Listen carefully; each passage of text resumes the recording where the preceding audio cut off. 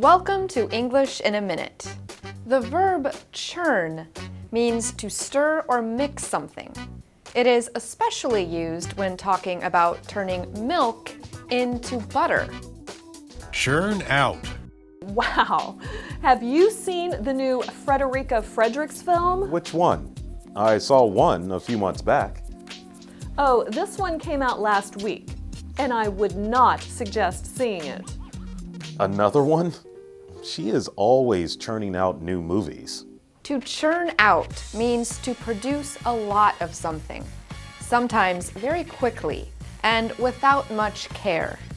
A singer can churn out a lot of songs, or a writer can churn out many books in a short amount of time, but they might not be very good.